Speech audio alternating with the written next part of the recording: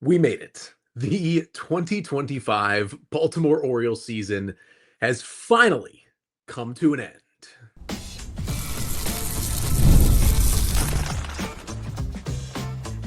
You are Locked On Orioles, your daily Baltimore Orioles podcast. Part of the Locked On Podcast Network, your team every day.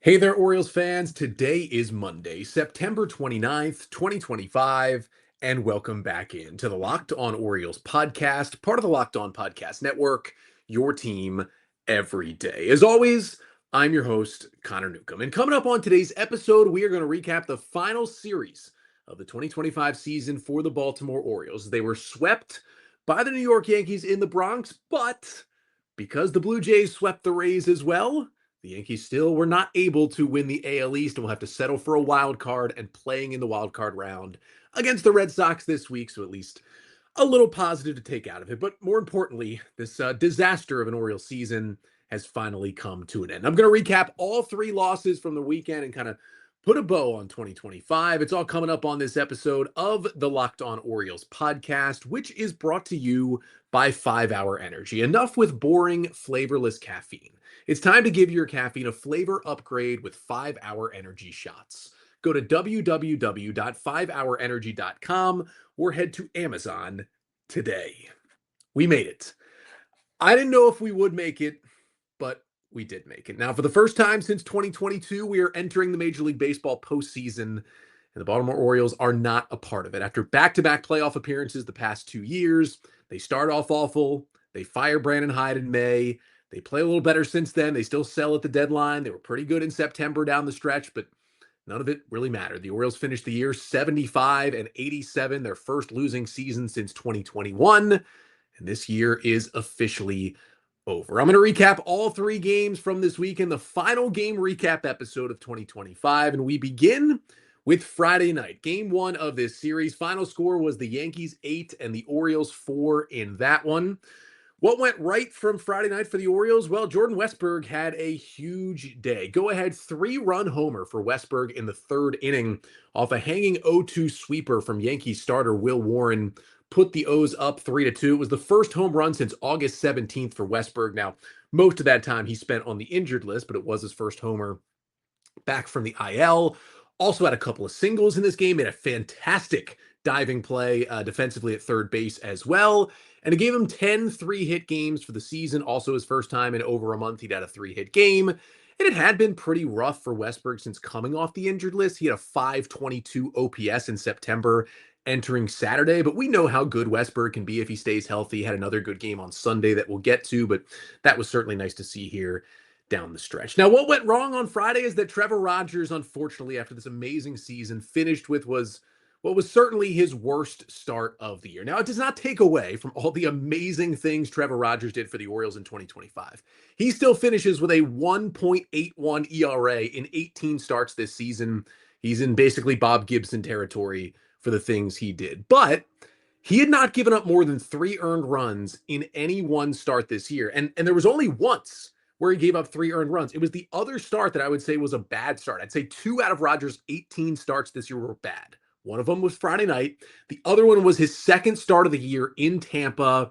Strike zone was tiny. It was humid as heck. He was sweating all over, and he threw like a million pitches. He only gave up 3 earned runs in 2 1/3 because his bullpen got him out of the jam, but he had just thrown like almost 80 pitches to get 7 outs, and they just had to get him out of the game. And of course, the Orioles blew an 8-0 lead in that one, and it felt like that was the nail in the coffin of the season if we hadn't already reached that point. But that was probably the only other bad start, I would say, for Rogers. And on Friday, he allows 6 earned runs on 3 homers. He had only allowed 3 home runs all season in his first 17 starts combined. 6 earned runs that he allows on Friday night. He had allowed 6 earned runs combined in his last 7 starts entering Friday. It was very uncharacteristic of Rogers. His final line, just 3 innings, 6 runs on 3 hits, 3 Ks, 3 walks, and those 3 homers on 52 pitches. Again, kind of ballooning his ERA from the 1.4 to the 1.8 area. It just wasn't his night. He did not have good command at all. That's really been his problem over the last few starts. He walked 9 batters combined in his final 3 starts of the season. You have to go back to the previous 9 starts before that to get to a total of 9 walks over a stretch for Trevor Rogers. The stuff still looked good. It was just the command took a step back here in September, and he was still mostly able to pitch well. I mean, literally a week prior, he threw 6 shutout innings of one-hit ball against this same Yankee lineup at Oriole Park. He was still throwing the ball well, but the walks were starting to hurt him a little bit. Some of it could be the toe issue that he's been dealing with, right? A couple of starts ago, he came out because of a toe injury, and he only threw 3 innings, only 52 pitches, but didn't, there was no indication that it was because of the injury. Just end of the year, didn't have it. Last start, no issue, just getting him out of there when he's not throwing the ball well. And it can be tough. It's tough to face the same offense 2 weeks in a row, especially when it is the number 1 offense in baseball playing in the hitter's paradise that is Yankee Stadium, and a lefty. Yankees been number 1 against lefties all year as well. Tough ask for Rogers. You don't love how it ended, right? But at the end of the day, he only allowed 3 hits. They just all happened to be homers, 2 from Giancarlo Stanton and 1 from Aaron Judge. And again, if your one really, truly bad start of the year is going to be where you give up 3 homers and they're to Judge and Stanton, I think you can swallow that line specifically against this team and those hitters as being your one truly terrible start of the 18 you made in a historic season that's going to get him some down ballot Cy Young votes. I'm fairly sure if it's somebody is going to put him on that ballot, as they should. Again, doesn't take away from just an unbelievable season for Rogers. We'll break it fully down in his kind of player review episode later this offseason, but tough way to end it. Doesn't take away from just how unbelievable he was this year. And the shout out for Friday night, the shout out goes to a couple relievers who are definitely on the outside looking in for the Orioles going into next year's bullpen picture. Again, you didn't expect to get only 3 innings from Trevor Rogers, but that's just kind of how the game played out.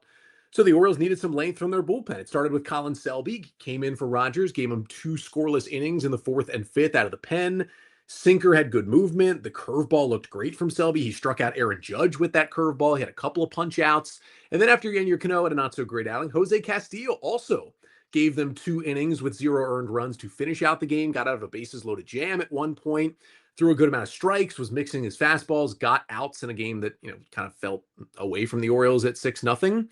Both these guys, Castillo and Selby, would really need to fight for a 2026 bullpen spot. I'd say Selby is certainly above Castillo in the pecking order at this point, but it ended up being for both of them a good, positive way to cap off their seasons with the O's. We'll see if they can both survive the offseason on the 40-man. I would bet at least one of them probably doesn't, and I'd lean towards that being Castillo, but you like to see good bullpen performances as we did on Friday night. But the O's dropped the opener in this series by a score of 8-4, just a weird clunker to end the year from Trevor Rogers. Saturday, well, I got to be honest with you. Saturday went pretty close to how Friday went. It was another Orioles loss, and they really weren't in the game for very long in this one. Tell you what happened in Saturday's loss coming up next. But first, this episode of the Locked On Orioles podcast is brought to you by 5-Hour Energy. Caffeine just got a flavor upgrade. 5-Hour Energy shots deliver tasty caffeine in 17 bold flavors. Each 2-ounce shot packs the caffeine of a premium 12-ounce cup of coffee, plus B vitamins and nutrients with 0 sugar and 0 crashes. What I love most is how portable they are. It's a big taste in a tiny shot, and you can take it anywhere and get that boost when you need it. And honestly, I think the best part might be how fast it kicks in and that it's sugar-free. So not only are you getting that energy, you don't have to worry about crashing later. So enough with boring, flavorless caffeine. It's time to give your caffeine a flavor upgrade with 5-Hour Energy shots. Get the favorites you love or be bold, try something new in-store and online at www.5hourenergy.com or at Amazon today. And this episode of the Locked On Orioles podcast is also brought to you by Zippix Toothpicks. Whether you're looking for nicotine satisfaction or an energy boost, Zippix has you covered with their nicotine and caffeine-infused toothpicks. For nicotine users, Zippix provides a discreet way to satisfy cravings and the hand-to-mouth habit without vaping or smoking. Zippix can be a helpful tool as you work to reduce your dependence on vaping. Available in 6 great flavors with 2 milligram and 3 milligram nicotine options. And if you need energy without the crash, their caffeine toothpicks are a game changer. They've got good flavors too. Can give you the energy with caffeine toothpicks, whatever it may be. Flavors like peppermint, watermelon, ice. So go to zippixtoothpicks.com and use code LOCKEDON for 10% off your first order. Must be 21 or older to order. Warning, nicotine is an addictive chemical. That's zippixtoothpicks.com, promo code LOCKEDON. Zip more and smoke less with Zippix toothpicks. So for the Orioles, it was a loss on Friday nights, and it was again a loss on Saturday afternoon. Final score from Game 2 of this series in the Bronx was the Yankees 6 and the Orioles 1. Let's start with what went right for the Orioles on Saturday. Well, Coby Mayo hit a home run. It was a solo shot for Mayo, and that was the only run that the Orioles scored. Solo homer in the 8th, 105 off the bat, 389 feet. For Mayo, hit that ball really, really well. Also was hit by a pitch as well. For Coby Mayo, it just kind of put a cap on what ended up being a really, really strong month of September for him. And we'll dig deeper in the offseason about if there were changes made, if it was just better luck, what does he still need to do to get better heading into next year. But at the end of the day, he hit 301 with a 941 OPS in 84 plate appearances in September. That's nowhere close to anything Mayo had done previously in his major league career. Even if there was a lot of good luck involved, which I think there was, that is to be seen as nothing but a positive for Coby Mayo at this point heading into 2026. So you certainly love to see that. What went wrong from Saturday is that kind of a disappointing end for Tomoyuki Sugano's first major league season. Final line on him in his last start, probably as an Oriole. He goes 4 1/3, allowing 4 runs on 5 hits with 3 strikeouts, no walks, and 3 homers allowed on 73 pitches. Sugano finishes with a 4.64 ERA on the season. And if you looked at some of the levels of his projections coming into this year, when the Orioles did sign him to a 1-year, $13 million contract to come over from Japan at age 35 this offseason, you saw about a 4.5 ERA as the projections, and that's generally where he sat. He had an amazing beginning to the season, really rough middle, kind of pulled it together near the end, and just didn't finish strong, though, was the tough part. He had a 6.61 ERA in September, ended up being his worst month of the season. Allowed solo home runs to Aaron Judge, Giancarlo Stanton, and Ryan McMahon in this game. Had another inherited runner scored in the 5th after he left the game. And again, just some of the same stuff from Sugano. Too many home runs. I think he ended up leading the American League in home runs allowed by a starting pitcher this year. I mean, he stayed healthy, right? You like to see that. He went out there and took the ball almost every 5th day. He gave the Orioles 30 starts. He gave the Orioles 157 innings. He gave him a 4.64 ERA. He was worth 0.1 FWAR, so he was basically a replacement level starting pitcher. It's not the worst or least valuable thing to have. Those are guys you like to have in the organization, but guys you don't really want to rely on. And unfortunately, the big problem was the Orioles they had to rely on him this year. Didn't really strike guys out. The walk rate was low, but the command was not as precise as it probably needed to be from time to time, just like in this one, right? He can't really miss bats. He gets just 7 whiffs on 35 swings. It's kind of what we saw all season from Sugano, and the stuff was up and down, and there was good fastball days and good splitter days and good sweeper days that we saw from him throughout the season. I don't think it was like way worse than you expected. I don't think it was also as good as the Orioles needed him to be at times. Maybe that's unfair to ask from him. Either way, he said he wants to pitch in Major League Baseball again next year. I lean towards it not being with the Orioles if he's going to get that chance. I'd say more than likely a team like the White Sox, the Nats, the Rockies, somebody like that offers him a 1-year, $10 to $15 million deal, says, come make 30 starts for us. If you're really good, we can trade you at the deadline. If you're not, you'll eat innings and help out our staff as a veteran throughout the season. If he wants to do that, I think that job will be out there for him, probably for a bad team. If he wants to pitch for a good team, I'm not sure somebody's giving him that kind of deal, and it would probably be more likely that he goes back to continue to pitch in Japan and NPB. But if he wants to follow that dream, I think someone, probably a bad team, would give him a 1-year major league contract, let him go at it again, because it wasn't like he was unusable. He was at times, but generally across the board, he was not, and he was healthy. You can't say that about a lot of starting pitchers, that he stayed healthy the full season. At this point, and again, there'll be a fuller episode to talk about this in the offseason, I just don't think it's in the Orioles' best interest to go ahead and bring him back. But shout out for Saturday's loss. It goes to Carson Ragdale, who the Orioles claimed again on waivers last week and then recalled to the roster on Saturday when they placed Dietrich Enns on the paternity list. So we did not see Enns in the last couple of Orioles games. Congratulations to Dietrich and his family. The Orioles also recalled Grant Wolfram to take another bullpen spot because they optioned Cade Povich. Now, Povich, again, wasn't going to pitch for the rest of the year. He had options, and because he didn't spend 30 days in the minors, he did not use one of his option years. So it was an easy way to just get an extra pitcher on the roster. So Ragsdale and Wolfram came up, Povich and Enns down at the end of the weekend. Now, Wolfram wasn't very good in his final outing of the year as he comes back to the big leagues, but Ragsdale was, and we know how bad it was for Carson Ragsdale, right? Comes over on waivers. Orioles kind of have him wear one in his major league debut in Toronto. He gives up 8 runs in 3 innings. He gets DFA'd. He goes to the Braves. The Braves DFA him. He comes back to the Orioles. And outing number 2 in the big leagues, much, much better for Carson Ragsdale. He goes 2 scoreless innings, 2 Ks, 1 hit, no walks on just 16 pitches. You certainly like to see that from the young right-hander. Who knows if he'll have a chance to try and fit into this Orioles equation next year. But he did throw 5 different pitches, went out there, was throwing a lot more strikes. Fastball was sitting 95. Velo was up across the board. So at least a good ending to his season, the first one that got him to the big leagues and saw him pitch for 3 different organizations this year. But Ragsdale couldn't hit for the Orioles Saturday. They did not hit. They had just the 1 run on the Mayo solo homer. They scratched together just 3 hits. Cam Schlittler was incredible. 7 scoreless, 2 hits, 9 Ks, and 1 walk for the Yankees as their starter. Just kind of dominated the Orioles even more than he did last Sunday when he pitched really well against them. And there ended up being really no hope for the O's. A double from Gunnar, a single from Tyler O'Neill, and a homer from Kobe Mayo. Those were the hits for the O's, and they lose 6-1. So at that point, the division is still tied, Yankees and Blue Jays. You're still trying to play spoiler. You don't really want to be swept by the Yankees to end the season.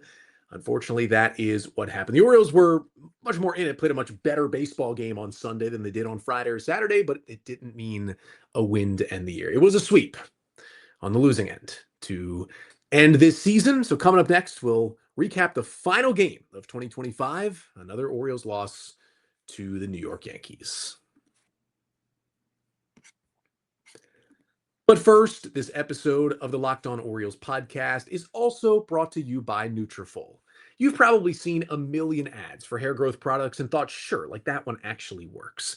But there's so many products out there, and it's hard to know which ones are actually going to do anything. That's why you should give Nutrafol a closer look. Nutrafol is the #1 dermatologist-recommended hair growth supplement brand, trusted by over 1.5 million people. And now Nutrafol is the official hair growth partner of Major League Baseball. You can feel great about what you're putting into your body since Nutrafol hair growth supplements are backed by peer-reviewed studies and NSF content certified, the gold standard in third-party certification for supplements. And it's simple to add to your day. It's 4 pills with a meal, no prescription needed. It's that easy. So see thicker, stronger, faster growing hair with less shedding in just 3 to 6 months with Nutrafol. And for a limited time, Nutrafol is offering our listeners $10 off your first month's subscription and free shipping when you go to Nutrafol.com and enter the promo code LOCKEDONMLB. Find out why Nutrafol is the best-selling hair growth supplement brand at Nutrafol.com, spelled Nutrafol.com, promo code LOCKEDONMLB. That's Nutrafol.com. Promo code LOCKEDONMLB. So to finish off the episode and finish off the season for the Orioles, final score from Sunday afternoon at Yankee Stadium, the New York Yankees 3 and the Baltimore Orioles 2, as the O's are swept by the Yankees to finish off the year, and they end 2025 with a 75-87 record. However, the Blue Jays did blow out the Rays on Sunday afternoon. They swept the Rays in Toronto. The two teams finished with the same record, 94-68, but the Blue Jays won the season series, which means the Jays had the tiebreaker, and Toronto, for the first time in 10 years, wins the AL East. The Orioles weren't able to play spoiler this weekend at Yankee Stadium, but they still see the Yankees have to go to the wild card series, play a best of 3 against the Red Sox this week, which should certainly be fun with that series in the Bronx. But let's recap the final game. Finally, game 162 of 2025. 5 things you need to know from the Orioles' 3-2 loss to the Yankees on Sunday for the final time until March. And the first thing you need to know is Kyle Bradish finished his season healthy. Now, just like Trevor Rogers on Friday, Bradish was pulled a little early, things that are going to happen when your team is out of it at the end of the season and guys are making their final starts. He only went 4 innings. He threw only 69 pitches because it's the end of the year. But he made 6 starts coming off TJ, and he really did look like pre-Tommy John surgery Kyle Bradish. 4 innings of 2-run ball on Sunday, 5 hits, 8 Ks, no walks, and a home run on 69 pitches. Just 2 hard hit balls by the Yankees. It's a 2.53 ERA for Bradish in the 6 starts he made. You really can't ask for anything more than that. And he did give up a few hits, but 8 strikeouts to no walks on Sunday is what you love to see. And that Bradish slider, wow. Like, once again, we didn't see this the first couple of starts coming back, but recently he's gone to the bread and butter, which is the slider being the number 1 most used pitch. It was 30 sliders, 24 sinkers, 8 four-seamers, and 7 curveballs was the mix of the 69 pitches he threw at Yankee Stadium on Sunday. And how about the slider? I mean, he got 12 whiffs on 17 swings by Yankee hitters on that slider on Sunday. That is absurd. That is a 71% swing and miss percentage on the slider, highest whiff percentage on the slider in any start of his major league career, which again dates back to 2022. And really, for most, if not all that time, the slider has been the best pitch and the number 1 whiff pitch for Kyle Bradish, and never has he had that great a percentage of whiffs on that pitch. And that's his 6th start back from Tommy John against the number 1 offense in Major League Baseball. The Yankees just had 0 chance on that pitch. Velo was also a little up across the board on all 4 of Bradish's offerings. Just all fantastic signs for Kyle heading into 2026. I don't want to say Bradish is the ace of this team going into next year in a way that makes it seem like they don't need to add another ace pitcher in free agency or trade. That's not what I'm saying. I'm saying they should add another ace this offseason because they have ace number 1 right now in Kyle Bradish. I think I saw enough in those 6 starts to say as long as he's healthy, he's good, he's back, he's ready to hopefully lead this team back to the promised land, back to the postseason in 2026. Second thing you need to know from Sunday's loss, the Orioles got 2 more home runs to finish off their season, and for one last time, they went back-to-back. Jordan Westburg with a solo homer in the 4th inning off of Yankee starter Luis Gil, tied the game 1-1, hit a ball out into the bullpen in right center field. Westburg came off the IL with the ankle injury a couple of weeks ago, was really slow, and then last 6 games of the year, hit .348, 2 home runs, only 4 strikeouts, bat heated up. You'd definitely like to see that. And then Gunnar Henderson goes back-to-back, barely clearing the short right field wall, the short porch in the Mickey Mouse ballpark that is Yankee Stadium to put the Orioles up 2-1 against Gil.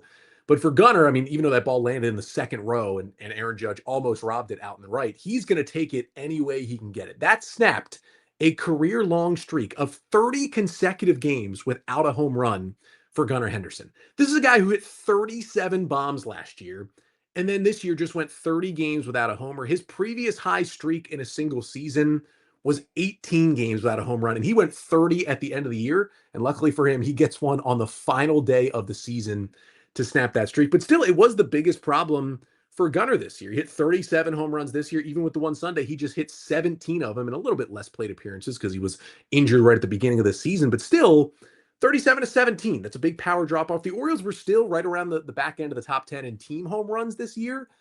But 17 was the team lead. That tied with Jordan Westburg, who also hit his 17th on Sunday, and Jackson Holliday. The 3 of them tied with 17 homers each. Colton Cowser had 16. He was right behind him. They spread out the power a little bit more. They didn't have someone like Gunnar hitting those bombs, but one of the big issues was, you lose Santander's power, you replace him with Tyler O'Neill, and O'Neill only gives you 9 home runs because he only played 54 games this season. He played just 1/3 of games because of injuries, and that's some of the power outage for this team, but some of it was Gunnar. And otherwise, he hit the ball well. He played a better shortstop. He ran the bases better, but that was kind of the story of his season. Hopefully that power comes back next year, and nice to see him hit one out certainly on the final day. Third thing you need to know from the season finale loss on Sunday is that Adley Rutschman had his hardest hit ball of his career in this game. It was in his first at-bat. It ended up being a really sharp ground out to second base in the 2nd inning, but the exit velocity on that ball was 111.3 miles per hour. Hardest hit ball of Adley's career. He had a ball at 111.1, I believe, was the previous high. That is one indicator to show that Adley, after all these injuries stemming from June of last year until now. The hand, the different oblique things he's going through might finally be healthy. If you're hitting, you've been in the big leagues for 3.5 years and you're now hitting your hardest hit ball, that's a good sign of health. It doesn't show everything. He only had one hit since he came back off the IL. He did walk to lead off the top of the ninth to try and start an Oriole rally on Sunday. So that was good to see Adley getting on base in that way. But the O's are going to need him healthy in 2026. He's going to be one of the number one factors the Orioles turning this thing back around next year. I would say he ended his season with a positive note. Fourth thing you need to know from game number 162 is that Dean Kremer got to show out a little bit in relief on Sunday. Now, Kremer started Tuesday against the Rays, so he would have been on regular rest to pitch on Sunday, but he wasn't going to because the Orioles have been going with a 6-man rotation for pretty much all of September.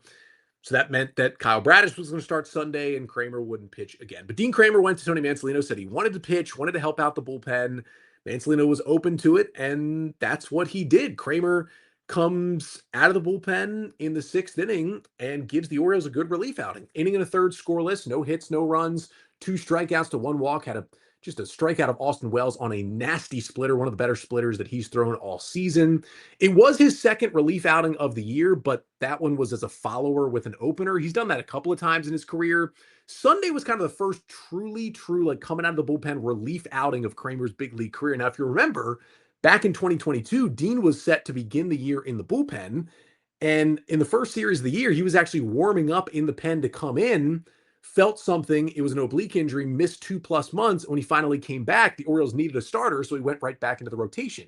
So although they had that plan to do that, he never actually pitched as a reliever that season and has basically been in the O's rotation in some way, shape, or form since then.